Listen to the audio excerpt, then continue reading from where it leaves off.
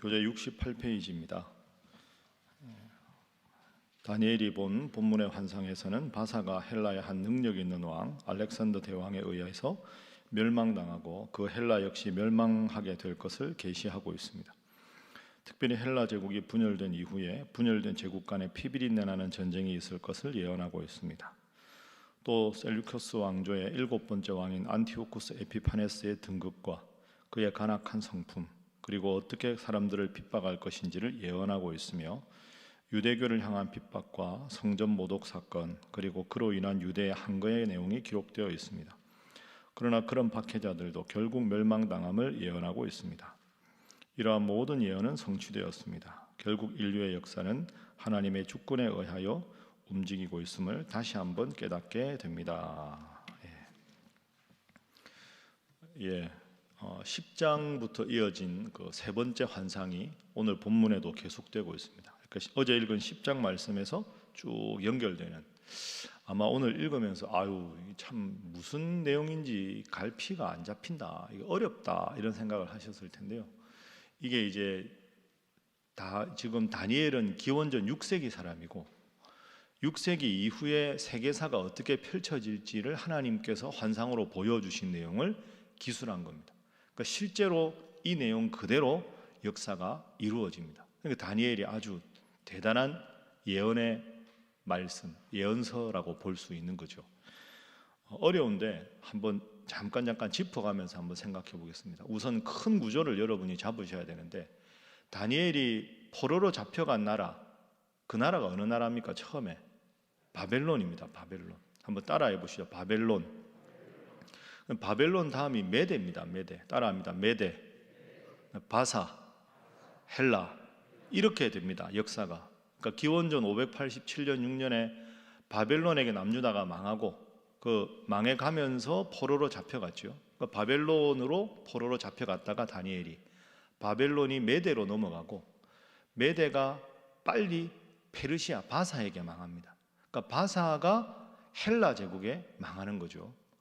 근데 헬라, 그 위대한 헬라, 바사와 헬라 전쟁에서 헬라 제국을 이룬 게 알렉산더 대왕입니다.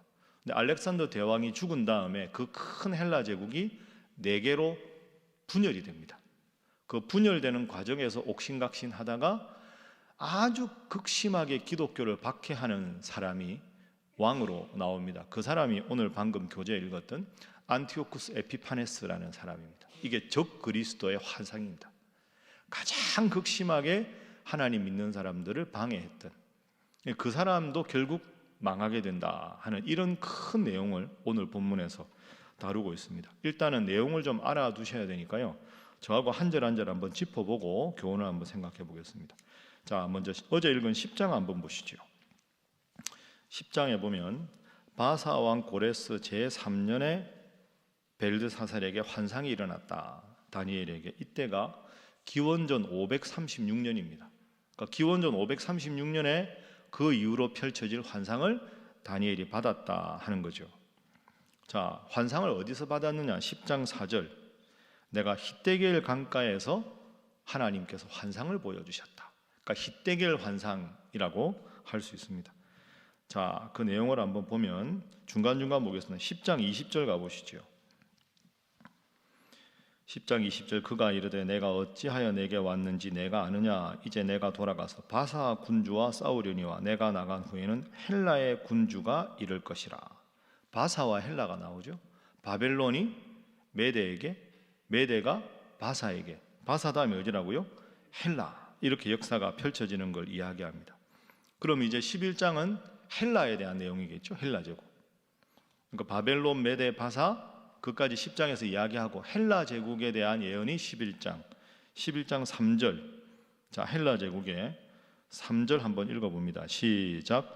장차 한 능력 있는 왕이 일어나서 큰 권세로 다스리며 자기 마음대로 행하리라 하매. 헬라 제국을 일으킨 한 아주 능력 있는 왕, 누굴까요? 알렉산더입니다. 11장 3절이. 그런데 자기 마음대로 행하다가 4절에 그러나 그가 강성할 때 그의 나라가 갈라지리라. 내 나라로 갈라진다. 그의 자손에게로 돌아가지 아니한다. 이 알렉산더 제국의 알렉산더 왕의 부하 장구들이 서로 각축을 벌여서 네 왕국으로 분열됩니다. 알렉산더의 친자식들은 그 왕위를 받지 못합니다. 역사적으로. 그 4절에 그의 자손에게로 돌아가지 않는다. 알렉산더의 후예들이 그 나라를 점령할 수 없을 것이다. 이게 이제 11장 4절, 5절 4분 5열 됐는데 그 네 개 왕조 중에서 5절 함께 읽습니다. 시작. 남방의 왕은 강할 것이나 그 군주들 중에 하나는 그보다 강하여 권세를 떨치리니 그의 권세가 심히 클 것이요. 남방의 왕, 이런 표현이 잘 나옵니다. 네 나라로 분열됐다 그랬죠. 그 남쪽을 다스린 왕조가 톨레미 왕조입니다. 좀 어려운데 톨레미 왕조, 네 왕국 중에서 남쪽 지역을 관할하는 제국의 한 영토가 톨레미 왕조가 쭉 왕위를 계승합니다. 근데 11장에 보면 북방왕이라고 나오죠.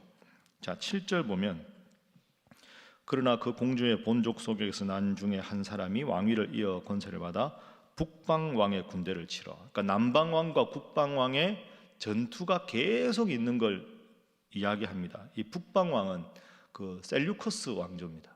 그러니까 쉽게 말하면 알렉산더가 큰 제국을 만들었는데 네 개로 분열되었다. 그런데 그 네 개 제국 중에서 북방 쪽에 있는 왕조하고 남방 쪽에 있는 왕조가 계속 150년간 전투를 합니다. 끊임없는 전투를 해서 이쪽이 이기다가 뭐 그런 내용들이 11장 전체 내용입니다. 그래서 11장에 북방의 왕조는 셀류커스 왕조고 남방의 왕조는 톨레미 왕조고 그 사이에 150년의 엄청난 전쟁이 있을 것이다 하는 것이 8절, 9절, 10절 계속, 예를 들어 9절 보면 북방왕이 남방왕으로 쳐들어갈 것이다. 11절 남방왕이 북방왕과 싸울 것이다. 그런 내용이 계속됩니다. 그러다가 한 인물만 더 한번 생각을 해보면 11장 21절 한번 보십시오. 자, 11장 21절 함께 읽습니다. 시작. 또 그의 왕위를 이을 자는 한 비천한 사람이라 그 나라의 영광을 그에게 주지 아니할 것이나 그가 평안할 때를 타서 속임수로 그 나라를 얻을 것이다. 북방 왕 중에서 속임수로 왕위를 얻는 사람이 생길 것이다. 이 사람이 누구냐 하면 안티오쿠스 에피파네스라는 왕입니다. 가장 극악한 왕, 가장 하나님 믿는 사람들을 박해한 별명이 적그리스도입니다.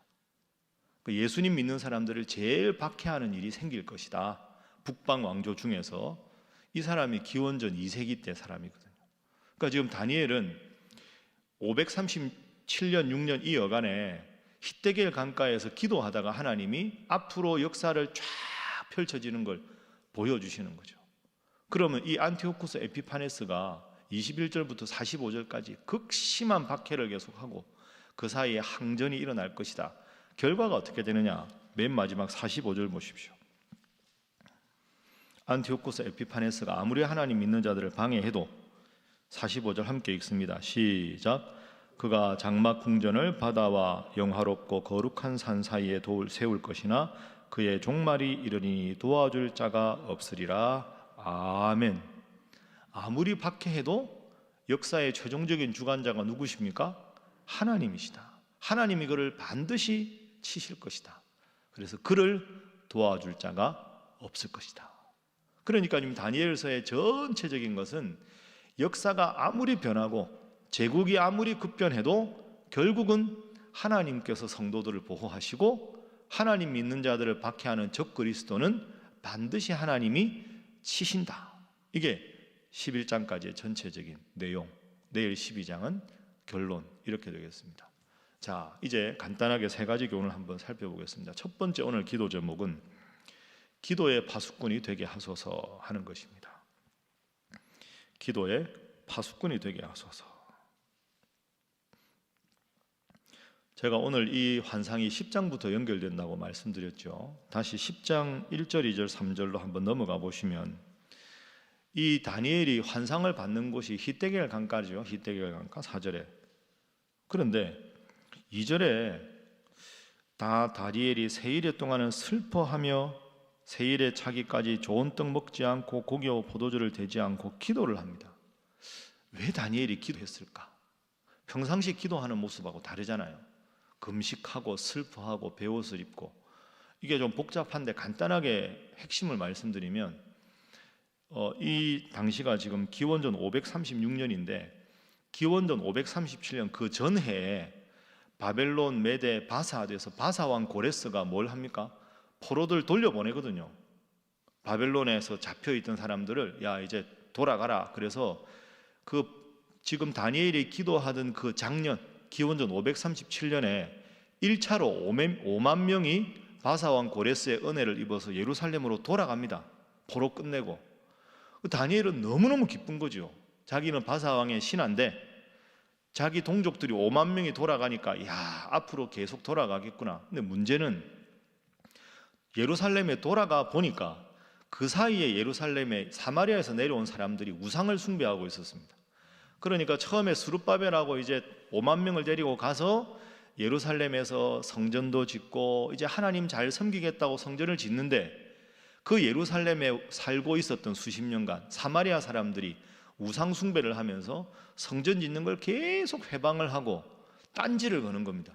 그러니까 지금 다니엘은 바사왕 고레스 곁에 있으면서 내 동족들이 돌아갔으니 잘 지내겠거니 생각을 했는데 들려오는 소식이 돌아가서 진짜 고생하고 힘들고 성전도 못 짓는다는 말을 들으니까 다니엘이 너무 슬픈 겁니다. 그래서 바사왕 고레스 곁에 있는 히데겔 강가에서 동족들을 생각하며 하나님 돌아갔는데 하나님 성전 짓고 하나님 잘 믿어야 되는데 그러지 못한다는데 좀 우리 동족들을 도와주십시오 하고 눈물 흘리고 기도하다가 환상을 보는 겁니다. 그러니까 다니엘이 얼마나 훌륭합니까? 자기는 바사에 있으면서도 동족들을 위해서 또 간절히 기도합니다. 이런 다니엘 같은 믿음의 사람이 있어야 하나님께서 그 나라를 보존해 주지 않겠습니까? 자신의 안위가 아니라 민족을 위해서 기도하는 다니엘처럼 여러분도 항상 이 나라를 위해서, 민족을 위해서, 교회를 위해서, 누군가를 위해서 중보기도하는 기도의 파수꾼 되어주시기를 주님 이름으로 축복합니다. 오늘 본문의 첫 번째 교훈입니다. 두 번째 교훈은 하나님 없는 인생과 제국은 결국 멸망한다 하는 것입니다. 하나님 없는 인생이나 하나님이 없는 제국은 결국 멸망한다. 이게 오늘 여러분 어렵게 읽으셨지만 11장 전체 교훈입니다. 11장 보십시오. 싸우는 내용밖에 없습니다. 계속 싸우는, 북방왕이 싸움 걸고 남방왕이 싸움 걸고 제국을 통일하고 제국이 분열되고 온갖 혼란한 거죠. 그러니까 11장에 보면 은혜로운 내용이 없습니다. 이게 무슨 뜻일까요?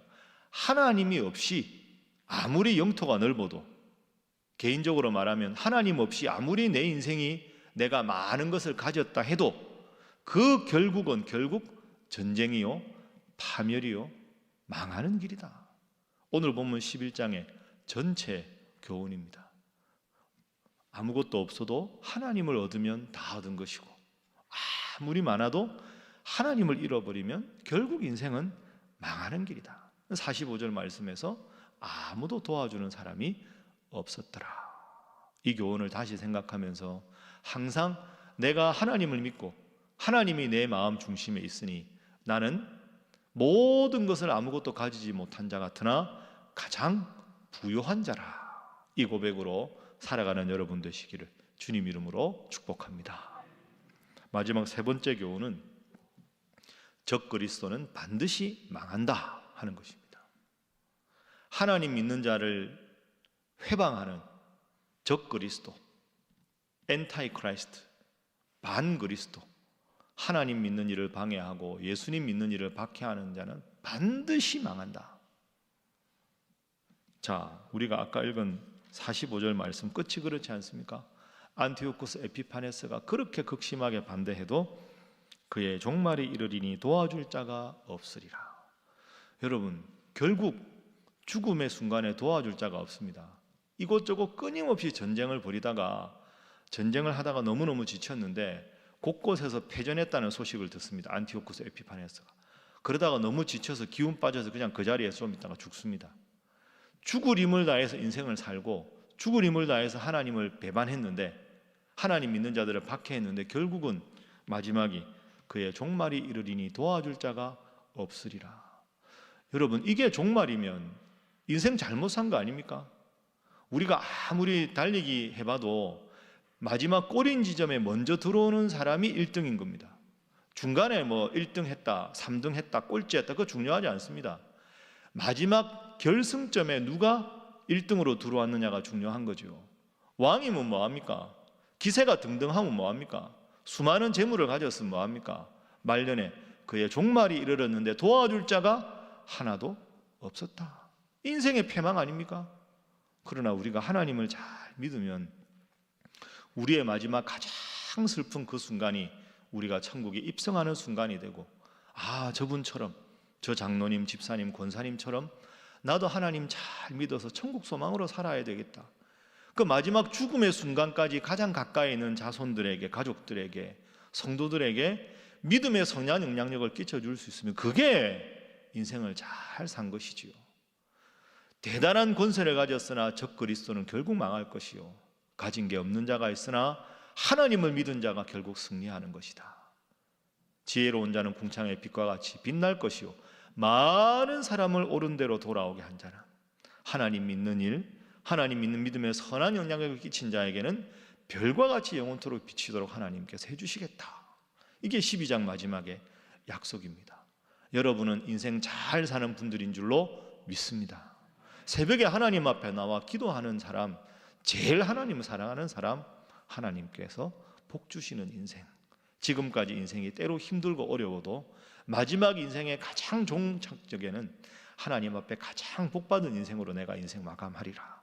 그 마음으로 어제 말씀드린 대로 새벽기도 평생 잘 나오시고 기도하는 제목마다 앞으로 형통한 복을 주셔서 하나님 잘 믿고 하나님이 살펴주시는 복된 인생 되시기를 주님 이름으로 축복합니다. 기도하겠습니다. 하나님은 하나님의 백성을 반드시 지키시고 하나님의 사람은 진 것 같으나 결국 승리하는 인생이요, 하나님 없는 적그리스도 인생은 이긴 것 같으나 결국 패배한 인생임을 깨달았습니다. 하나님 잘 믿고 살아가는 저희들 되게 하여 주옵소서.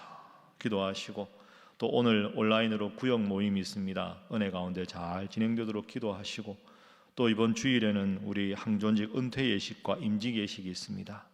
은퇴하시는 분들 은퇴하셨으나 기도의 파수꾼 되게 하여 주옵소서. 새롭게 임직받는 네 분의 장로님들 겸손하여 하나님 중심, 교회 중심으로 귀하게 섬기시는 우리 장로님들 되게 하여 주옵소서. 기도하시고 이제 단계적 일상이 회복되고 있습니다. 하나님, 우리 교회 온 교회를 하나님 붙잡아 주셔서 신앙의 열심이 회복되게 하시고 하나님 중심으로 뜻을 정하여 다니엘처럼 살아가는 온 성도 온 교회 되게 하여 주옵소서. 함께 기도하겠습니다. 주여 믿습니다. 주여 믿습니다. 주여 믿습니다.